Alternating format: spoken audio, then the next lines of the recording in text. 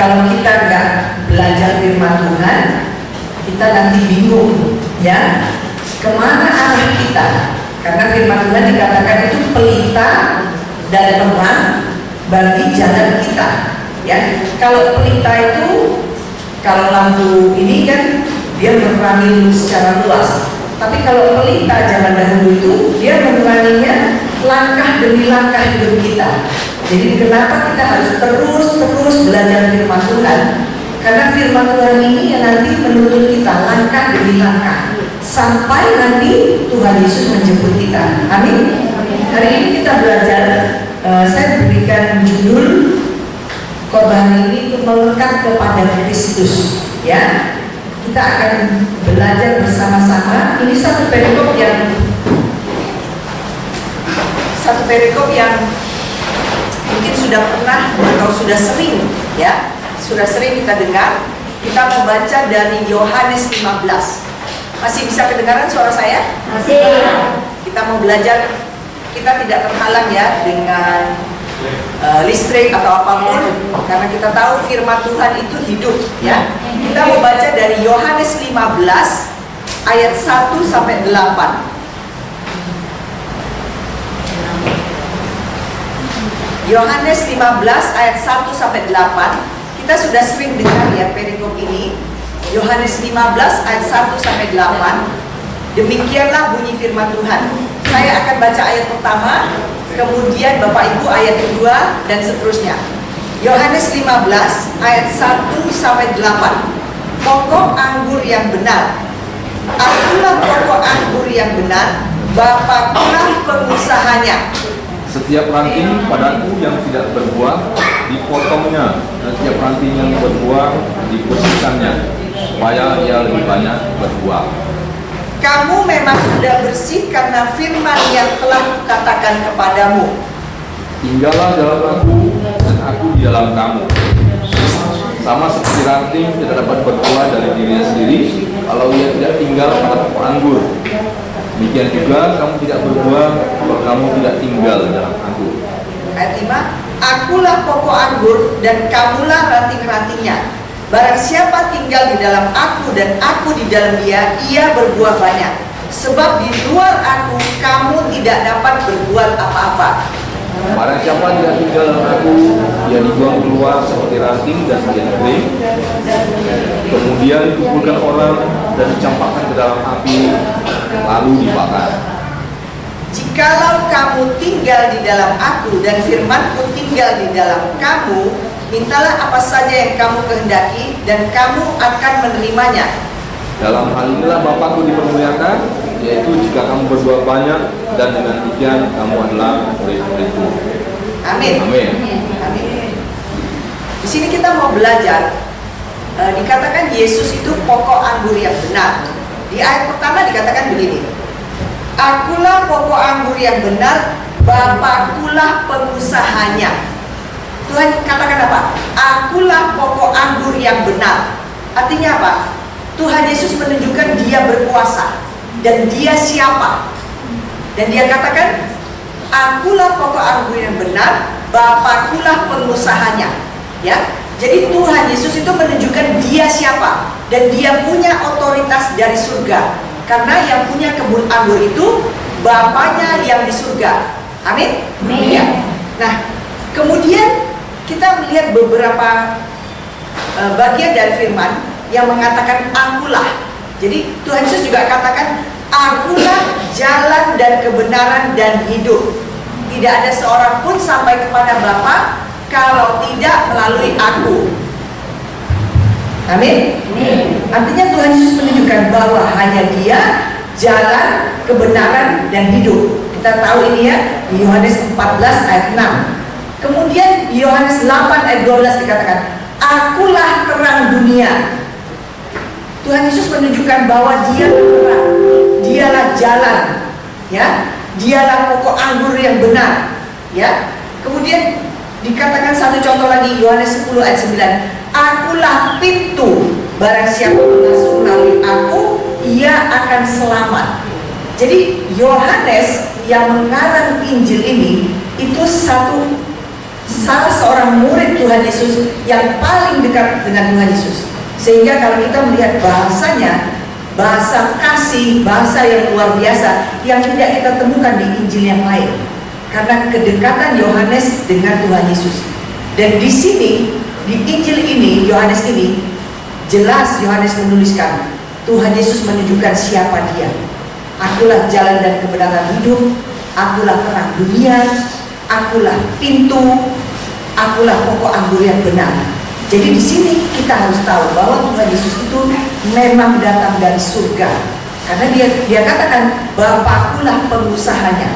Jadi pokok anggur pengusahanya Bapaknya yang di surga. Kenapa perumpamaan ini dibilang dengan pokok anggur, bukan pohon mangga atau pohon durian atau pohon ara? Ya, kenapa dibilang pohon anggur? Karena kalau kita lihat anggur ini satu buah yang hampir disukai semua orang. Buah yang manis, buah yang enak, dan termasuk kalau di sini buah yang mahal.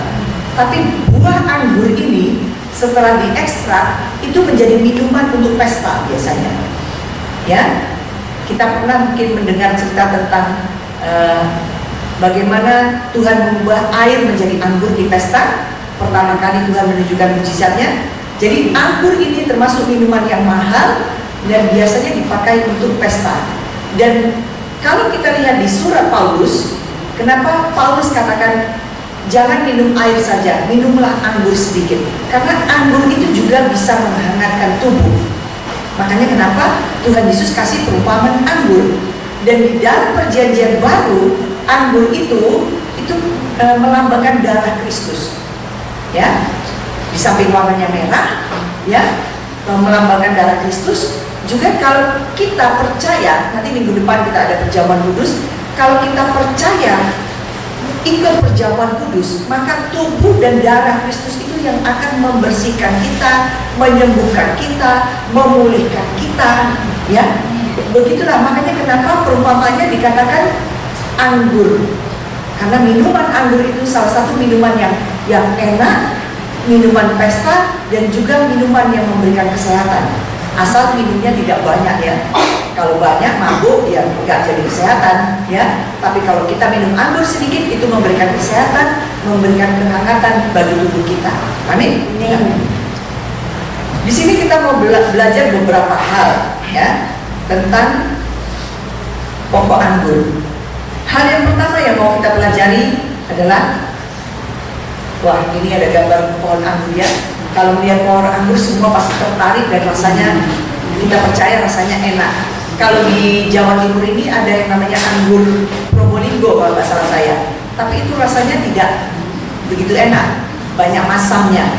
Jadi anggur yang diumpamakan Tuhan ini anggur yang manis, ya, anggur yang manis, yang enak. Nah, bagian yang pertama kita mau belajar di ayat 2. Ya, ranting selalu harus dibersihkan. Ayat 2 kita baca.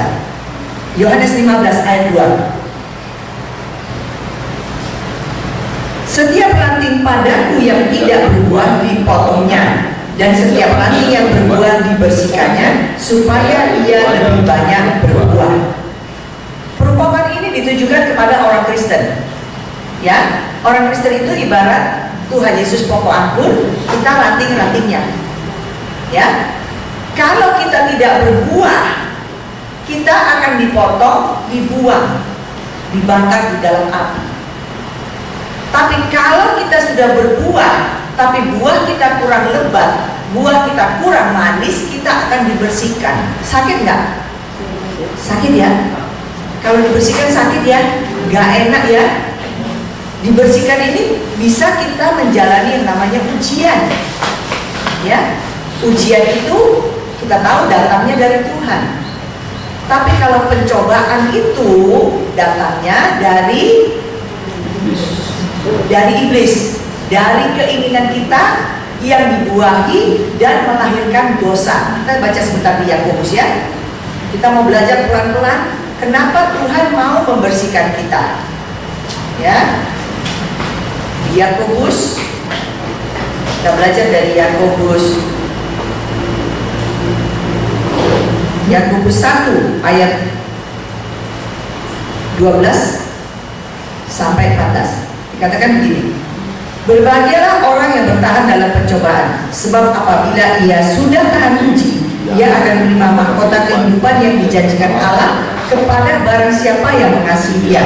Apabila seorang dicobai, janganlah ia berkata, pencobaan ini datang dari Allah, sebab Allah tidak dapat dicobai oleh yang jahat, dan ia sendiri tidak mencobai siapapun, tetapi tiap-tiap orang dicobai keinginannya sendiri, karena ia diseret dan dipikat olehnya. Ayat 15. Dan apabila keinginan itu telah dibuahi, ia melahirkan dosa, dan apabila dosa itu sudah matang, ia melahirkan maut. Jadi kita harus bisa membedakan ya, kalau pencobaan itu datangnya dari diri kita sendiri, dari keinginan kita, ya, sehingga dibuahi melahirkan dosa. Sedangkan ujian itu seperti kalau kita lihat di kitab Ayub, itu datangnya dari Allah. Allah mengizinkan Ayub diuji. Kita harus bedakan. Jadi di sini ketika kita mengikut Tuhan Yesus, ketika kita mau berbuah, ya, buah kita kurang banyak, kurang manis, maka Allah membersihkan kita. Ya, Allah membersihkan kita, mungkin kita dipangkas, kita mungkin dibersihkan, ya. Dibersihkan itu bisa lewat berbagai hal. Misalnya kita dalam keluarga besar kita dilatih kesabaran untuk tidak marah. Itu juga salah satu cara Tuhan untuk melatih kita. Ya, mungkin ada tetangga kita yang resek, suka ganggu kita juga dilatih untuk belajar mengasihi tanpa pandang bulu. Jadi Allah sebenarnya sedang melatih kita, membersihkan kita supaya apa? Hidup kita kudus, hidup kita berkenan kepada Allah. Ya, jadi bagian yang pertama kita harus dibersihkan. Pertama kali kita mengenal Tuhan Yesus itu namanya kasih karunia. Apa yang diubahkan Tuhan pertama? Itu roh kita. Roh kita diubahkan Tuhan. Kalau tadinya kita suka bersungut-sungut, sekarang kita banyak memuji Tuhan.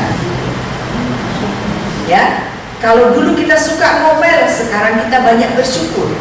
Yang pertama kali diubahkan Tuhan adalah roh kita. Karena roh kita itu tempat Allah bertahta. Seiring dengan pengenalan kita akan Tuhan, maka pelan-pelan jiwa kita diubahkan Tuhan. Jiwa itu apa? Pikiran kita, perasaan kita, kehendak kita.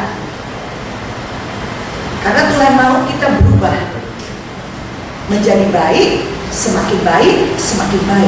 Itulah gunanya kita mendengarkan firman Tuhan. Kita lihat sebentar di Roma 12 ya, ayat 1 sampai 2, Roma 12.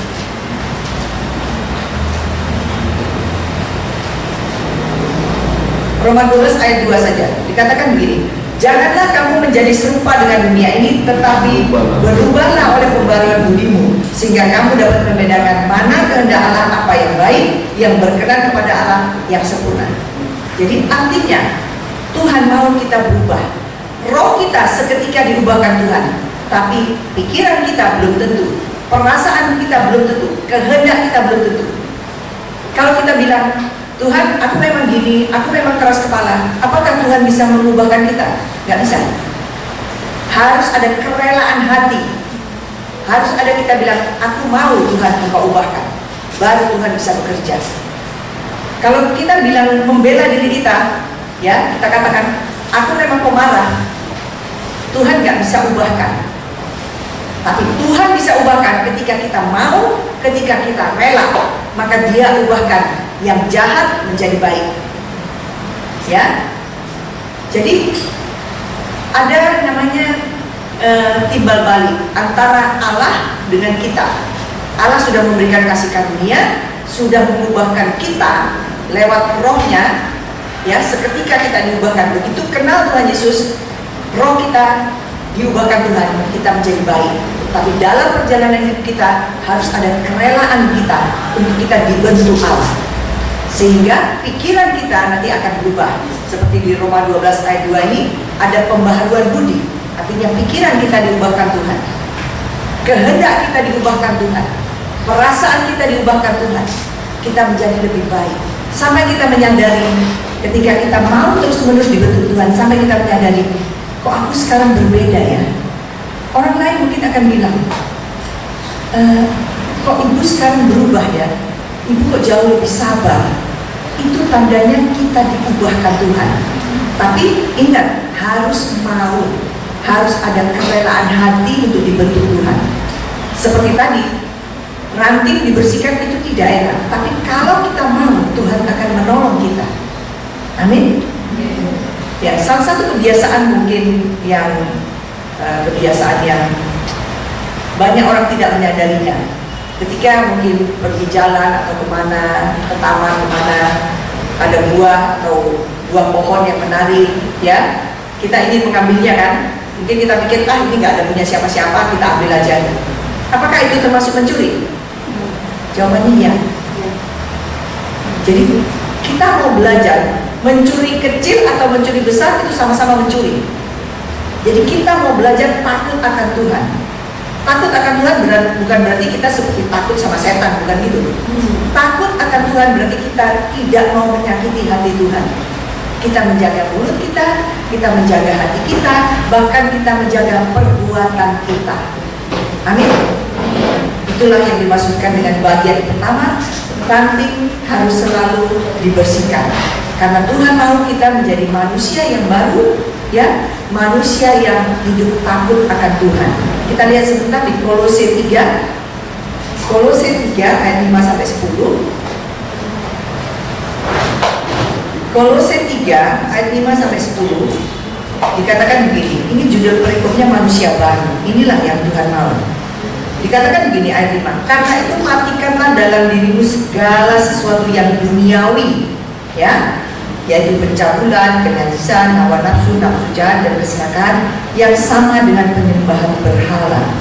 Jadi kalau firman Tuhan ini, kalau kita membacanya sering terlalu keras mungkin buat kita. Masa dikatakan keserakahan sama dengan penyembahan berhala? Kita tahu kalau kita menyembah berhala hukumannya apa? Mati. Jadi berarti dosa kecil atau dosa besar itu sama aja, hukumannya mati. Kalau di zaman perjanjian lama ya, tapi di zaman perjanjian baru ada namanya hukum kasih karunia. Ketika kita datang mohon pengampunan, maka Tuhan Yesus mengampuni kita. Amin. Nah, kemudian ayat 6, semuanya itu mendatangkan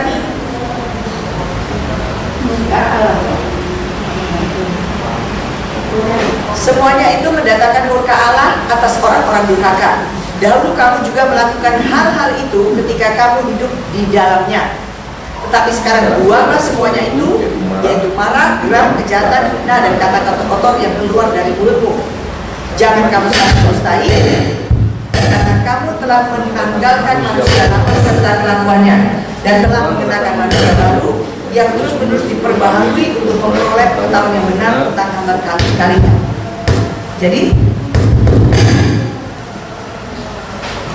Jadi di sini jelas dikatakan ya, kita harus membuang semua manusia lama. Bahkan dibuanglah semua katanya marah, geram, fitnah, kata-kata kotor, kejahatan yang keluar dari mulutmu. Jadi kita harus memperkatakan apa? Memperkatakan kebenaran. Kalau iya kita katakan iya, kalau tidak kita katakan tidak. Nggak boleh di tengah-tengah. Karena kita Wahyu dikatakan kalau kita di tengah-tengah, suam-suam kuku kita akan dimuntahkan. Artinya tidak masuk kerajaan surga. Jadi firman Tuhan ini semakin kita belajar, semakin kita mendengar, semakin kita takut akan Tuhan, semakin kita takut menyakiti hatinya. Karena luar biasa. Tapi semakin kita takut akan Tuhan, apa saja yang ada di dalam hati kita Tuhan berikan. Dia tidak membiarkan kita sendirian. Bahkan kita tidak akan sampai tersandung, karena Dia Allah yang luar biasa. Jadi kita harus mau, harus rela dibentuk Tuhan, supaya Tuhan akan memurnikan kita, membersihkan kita dari semua kenajisan kotoran yang mungkin dahulu kita punya sebelum kita mengenal Tuhan. Amin. Nah, bagian yang kedua, alat pembersihnya itu apa? Alat pembersihnya itu adalah firman Tuhan. Kenapa dikatakan firman Tuhan satu buku ini bisa berupa alat pembersih? Kita baca sebentar di 2 Timotius 3 ayat 16. 2 Timotius 3 ayat 16. 2 Timotius 3 ayat 16. Dikatakan begini, segala tulisan yang diilhamkan Allah memang bermanfaat untuk mengajar, untuk menyatakan kesalahan, untuk memperbaiki keraguan, dan untuk mendidik orang dalam kebenaran. Ini sudah jelas ya, Timotius menuliskan. Jadi firman Tuhan itu kenapa dibilang sebagai alat pembersih? Yang pertama, dia mengajar. Contoh pada hukum Taurat, ya, nanti kita bisa baca sendiri di rumah di Ulangan 6 ya, itu seluruh ketentuan hukum Taurat.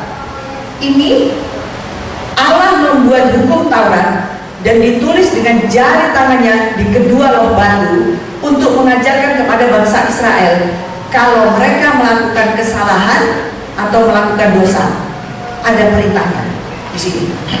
Ulangan 6, saya akan bacakan ayat 1-2. Inilah perintah, yakni ketetapan dan peraturan yang aku ajarkan kepadamu atas perintah Tuhan Allahmu untuk dilakukan di negeri kemana kamu pergi mendudukinya, supaya seumur hidupmu engkau dan anak cucumu takut akan Tuhan Allahmu dan berpegang kepada ketetapan dan perintahnya yang kusampaikan kepadamu supaya lanjut umurmu. Amin. Jadi hukum Taurat itu dibuat untuk bangsa Israel supaya mereka tahu kalau mereka melakukan kesalahan. Di situ ada jangan mencuri, jangan membunuh, jangan berzina. Itu semua peraturan yang bersifat mengajar bangsa Israel. Tetapi di zaman perjanjian baru, di zaman kita sekarang, zaman hukum kasih karunia, apakah ini tetap berlaku? Ini tetap berlaku, tapi disempurnakan. Tuhan Yesus menyempurnakan sehingga ada dua hukum. Tuhan bilang hukum yang terutama, kasihilah Tuhan dalam hatimu dengan segenap jiwamu, dengan segenap akal budimu. Yang kedua, kasihilah sesama manusia seperti dirimu sendiri. Kalau kita sudah bisa mengasihi orang lain seperti diri kita sendiri, apa mungkin kita mencuri miliknya? Nggak mungkin ya. Itulah namanya hukum Kristus, hukum kasih karunia. Jadi kenapa dikatakan firman Tuhan ini bersifat mengajar? Yang kedua, firman Tuhan itu bersifat menyatakan kesalahan. Ya, jadi Tuhan bukan kamu salah, tapi nggak pernah dikasih tahu hukum, nggak gitu. Tuhan itu sempurna, Dia buat hukum, baru ketika orang bersalah, kamu bersalah karena melanggar hukum. Contoh sederhana, waktu Adam dan Hawa jatuh dalam dosa, Tuhan sudah buat firman, semua pohon buah-buahan di dalam taman ini boleh kamu makan buahnya, kecuali pohon yang ada di tengah taman, ya, pohon kehidupan. Nanti kalau kamu makan, kamu akan mati. Kemudian apa yang dilakukan Adam dan Hawa? Mereka terbujuk rayuan iblis, mereka makan buah pohon itu. Di situ Tuhan menunjukkan kesalahan. Apakah kamu makan buah pohon yang kularang? Jadi Allah kita itu selalu Dia membuat peraturan, baru kalau kita langgar, itu namanya kita bersalah. Jadi kenapa firman Tuhan ini dikatakan untuk menyatakan kesalahan? Dan firman Tuhan ini juga berfungsi memperbaiki kelakuan. Ya, semakin sering kita membaca firman Tuhan, semakin banyak kita membaca firman Tuhan, maka kelakuan kita yang dulunya jelek akan diubah Tuhan menjadi baik. Itulah namanya takut akan Tuhan. Kita lihat satu contoh di Yohanes 5 ayat 14. Yohanes 5 ayat 14 dikatakan begini. Ini perumpamaan bagaimana seorang yang disembuhkan, ya, di kolam Bethesda, ya. Ayat 14 dikatakan begini. Kemudian Yesus bertemu dengan dia dalam bait Allah. Ya. Lalu berkata kepadanya, engkau telah sembuh, jangan berbuat dosa lagi supaya padamu jangan terjadi yang lebih buruk. Amin. Jadi ketika Bartimeus sudah disembuhkan, Tuhan katakan jangan berbuat dosa lagi supaya padamu jangan terjadi hal yang lebih buruk. Ketika Tuhan Yesus sudah selamatkan kita, ketika Tuhan Yesus sudah sembuhkan kita, ketika Tuhan Yesus sudah pulihkan kita, Tuhan juga katakan hal yang sama kepada kita. Jangan berbuat dosa lagi supaya pada kita tidak terjadi hal yang lebih buruk. Amin. Kenapa begitu? Karena ketika kita percaya Tuhan Yesus, Tuhan mau kita hidup di dalamnya. Ya, sama seperti tadi dikatakan, ranting tidak dapat berbuah jika tidak di dalam pokok anggur.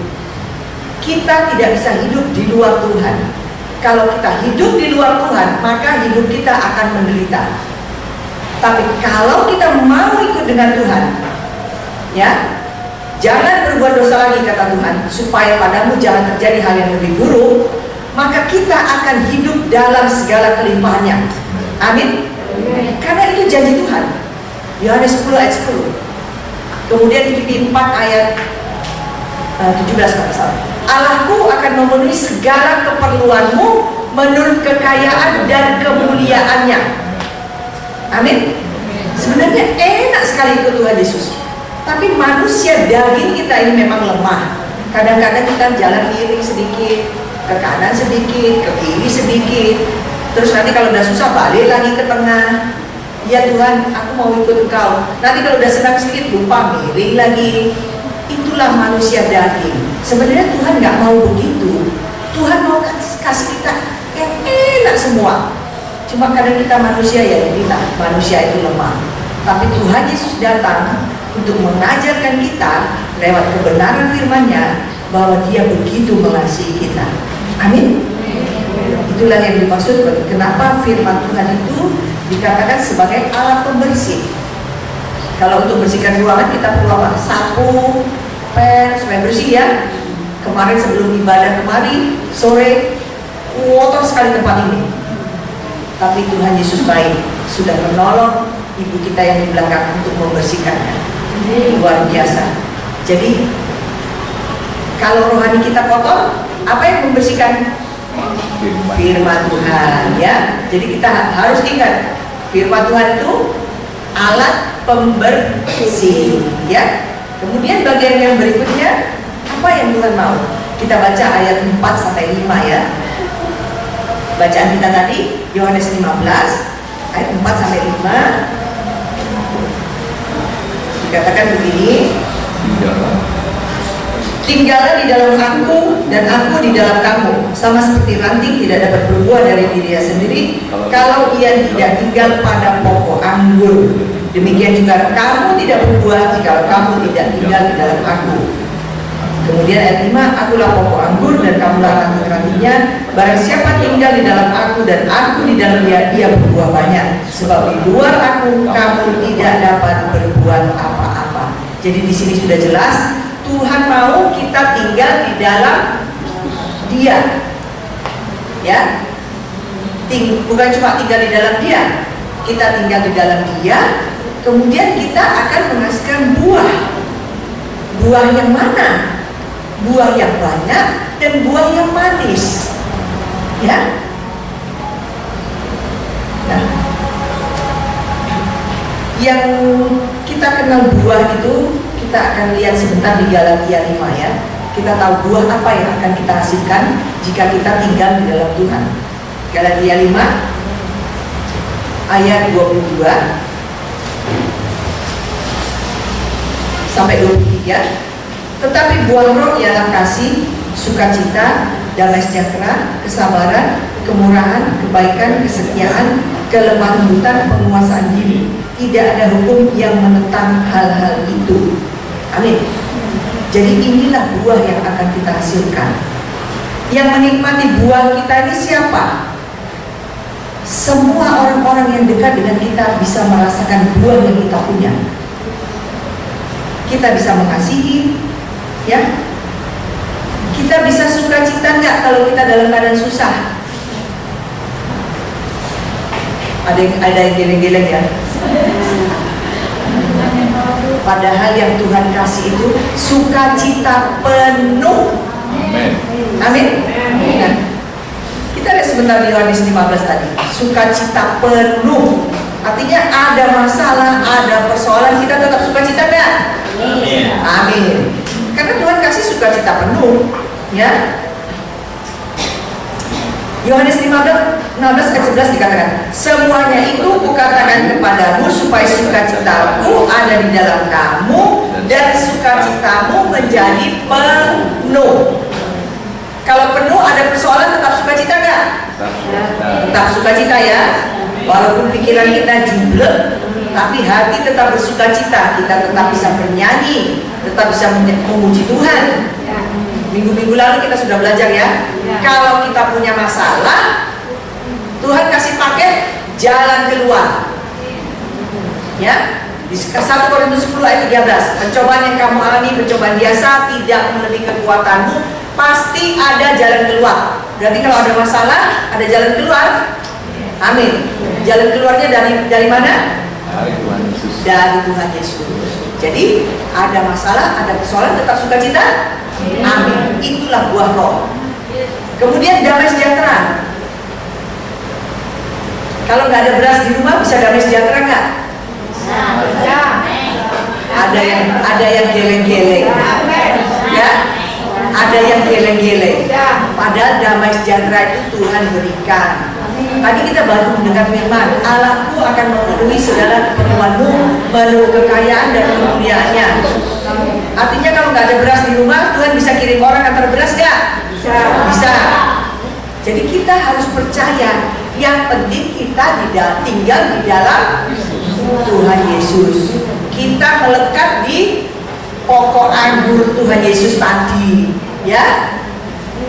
Ya, itu namanya buah roh. Kemudian buah rohnya apa lagi? Ya, kesabaran. Kalau ada orang goroin kita, marah nggak kita? Enggak ya? Nah, sekarang kita harus belajar sabar satu sama lain. Kalau ada yang ngomel, cerewet atau gimana, kita belajar senyum, ya, belajar mengasihi. Mungkin dia di rumah lagi banyak persoalan. Dengan kasih Tuhan yang kita miliki, maka kita bisa menolong orang itu, ya. Kalau dia sudah lama mungkin nggak ke gereja, nggak ada damai sejahtera, kita ajak, ayo datang ke gereja, biar ada damai sejahtera, kan gitu. Jadi kita belajar mengasihi. Kemudian apalagi ada kesabaran, kemurahan, kebaikan, kesetiaan, kelemah lembutan, dan yang terakhir penguasaan diri. Ini paling sulit ya. Kenapa dikatakan buah roh yang terakhir penguasaan diri? Paling sulit.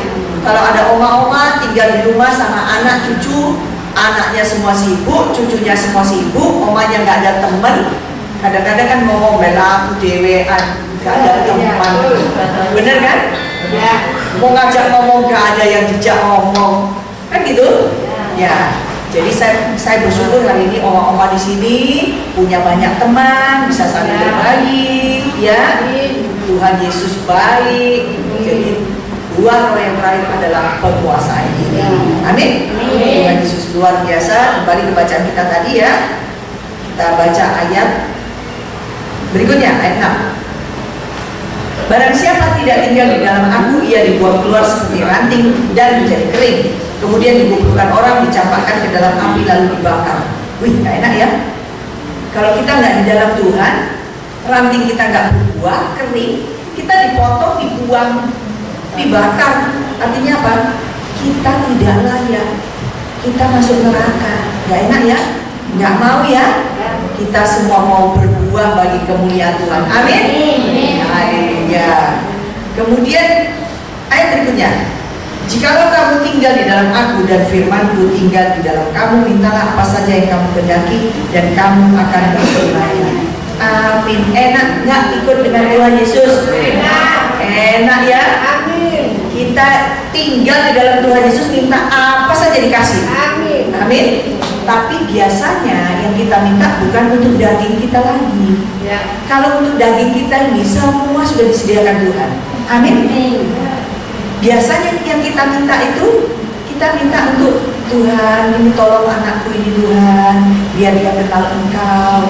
Tolong tetanggaku Tuhan, kasihani dia. Kita tidak minta untuk diri kita lagi.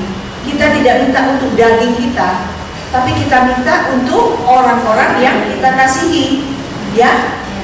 Karena Tuhan itu sebenarnya sudah mencukupkan segala kebutuhan kita. Jadi kita nggak perlu takut, ya. Di sini dikatakan, mintalah apa saja yang kamu kehendaki dan kamu akan menerimanya. Amin. Itulah namanya doa. Kenapa kita harus minta? Karena kalau kita nggak minta, ketika dijawab kita tahu nggak? Nggak tahu ya. Tapi ketika kita minta, ketika dijawab Tuhan, kita bilang, oh terima kasih Tuhan Yesus, doaku sudah dijawab, gitu kan? Makanya kenapa dikatakan kita harus terus-menerus berdoa. Nggak boleh putus-putusnya ya, nggak boleh males ya. Melek mata, kita bersyukur, terima kasih Tuhan Yesus, aku masih bisa duduk, aku masih bisa bernafas, aku masih bisa jalan. Amin. Ketika makan, terima kasih Tuhan Yesus, aku dapat makanan enak, aku bisa makan, badanku sehat, aku bisa memuji Tuhan. Amin. Artinya terus menerus keluar ucapan syukur kita. Sampai ketika waktunya Tuhan panggil, siap Tuhan, aku mau pulang. Tugasku di dunia sudah selesai. Amin. Gak usah minta umur panjang ya. Kalau umur panjang menyusahkan anak cucu buat apa? Ya, yang penting selagi hidup di dunia ini kita menghasilkan apa tadi? Buah. Ya, buah yang banyak dan manis sehingga orang mengenal kita. Luar biasa. Ibu ini, wah luar biasa kita semua. Amin. Tuhan Yesus luar biasa. Nah, ayat yang terakhir dikatakan, dalam hal inilah Bapakku dipermuliakan, yaitu jika kamu berbuah banyak, dan dengan demikian kamu adalah murid-muridku. Amin. Jadi kalau kita berbuah banyak, kita dikatakan murid-murid Tuhan. Kalau kita berbuah sedikit, murid Tuhan juga enggak? Ya, murid Tuhan juga. Tapi kita masih harus dibersihkan supaya buah kita lebih banyak. Ya. Jadi urutannya, ketika kita menerima Tuhan Yesus sebagai Tuhan dan Juru Selamat kita, roh kita diubahkan Tuhan, kemudian jiwa kita itu bertahap akan mengalami perubahan, dan pertama-tama kita akan menjadi namanya anak-anak Allah. Anak-anak Allah ini apa? Ketika kita minta kepada Bapa kita di surga, kita semua diberi, ya. Hidup kita enak sebagai anak-anak Allah.